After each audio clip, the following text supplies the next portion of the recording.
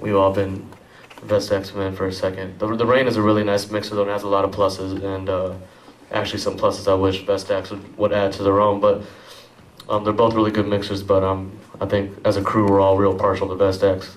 Plus, we kind of work for them, don't we? Could you guys maybe talk a little bit about how the technology of the mixers changed over the years? Because this is a lot more elaborate than when people were first getting started. Before, I mean, when the scratching first came out, like there wasn't, you know, now you have crossfaders that are so loose that are like catered to the scratch DJ.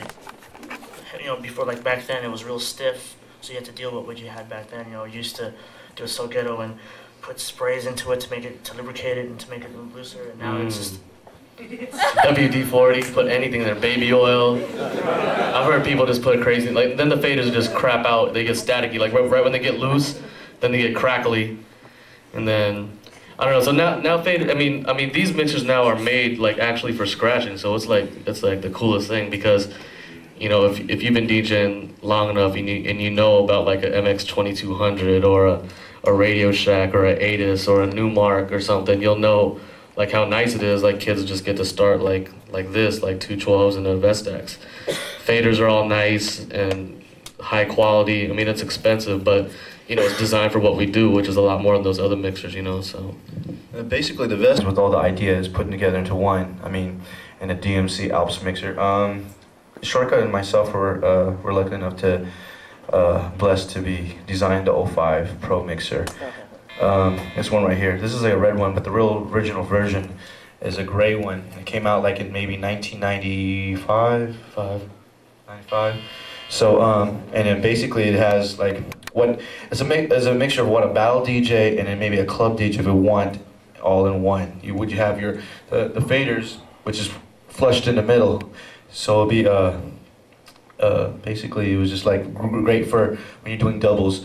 Like usually if you're familiar with the Newmark mixer, the fader was all the way to the far left, so it was kind of weird to do mixes. Whereas we took the idea from a Gemini 2200 mixer.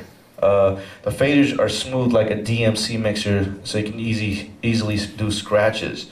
We took the toggle switch, the phonoline switch, from the idea from a Newmark, because a lot of old schoolers used to scratch. You're constantly switching from sound to sound. Like you really don't have time to adjust the gain and adjust the level, so I think it's really important for sounds to be all leveled out, and that's what I was trying to deal with. You know, I wanted everything to sound good, but I needed everything to be even. You know, if at one point you're a lead scratcher and the sound's all loud, I want you to be able to switch the drum and it's going to be just as loud. You don't have to worry about turning up the volume or someone adjusting your gain for you. But I think there's a lot less production as compared to as making a rap song maybe, and making a scratch record is two different things. You know, you don't really sit there and listen to one of these scratch records. It's usually someone manipulating it or doing something over the beat or just cutting it up, period. So I tend to leave it real raw and let the DJs, you know, do the production to it. If you flash the switch upwards, that would show the record. So when he converted to these nice mixers with the faders and he can switch the direction, he scratches backwards to simulate the same direction. He's using a different switch or a device on the mixer, but he's just going the same direction. So the music we listen to is also our tools.